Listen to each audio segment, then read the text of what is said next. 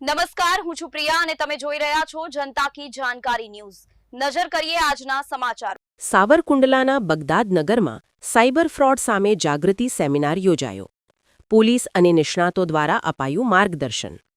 સાવરકુંડલા વર્તમાન સમયમાં social media અને ડિજિટલ માધ્યમો દ્વારા વધતા જતા સાયબર ફ્રોડના બનાવોને રોકવા અને લોકોમાં જાગૃતિ લાવવા માટે સાવરકુંડલાના બગદાદ નગર વિસ્તારમાં એક વિશેષ જનજાગૃતિ મીટિંગનું આયોજન કરવામાં આવ્યું હતું।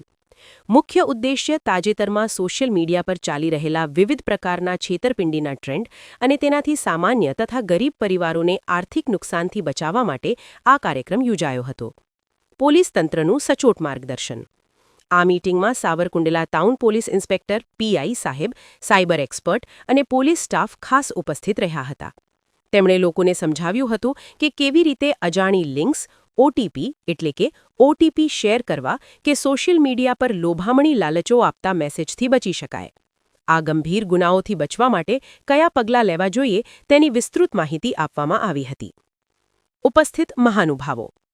આ કાર્યક્રમમાં સામાજિક આગેવાનો અને અગ્રણીઓ મોટી સંખ્યામાં જોડાયા હતા, જેમાં પિન્ટુભાઈ મલિક, સલીમભાઈ જાદવ, દિલાવરભાઈ ઝાખરા, સલીમભાઈ ધાનાણી, રજાકભાઈ, અનુબાપુ, અનિલભાઈ ગોહિલ, રણછોડભાઈ ખીમાણિયા સહિતના અન્ય સ્થાનિક આગેવાનોએ હાજરી આપી પોલીસ તંત્રના આ પ્રશંસનીય કાર્યને બિરદાવ્યું હતું। મુખ્ય સંદેશ।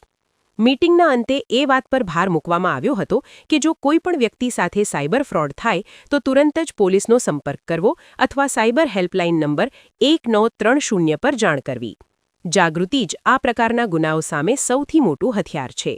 રિપોર્ટર સમીર ખોખર, વીજપડી।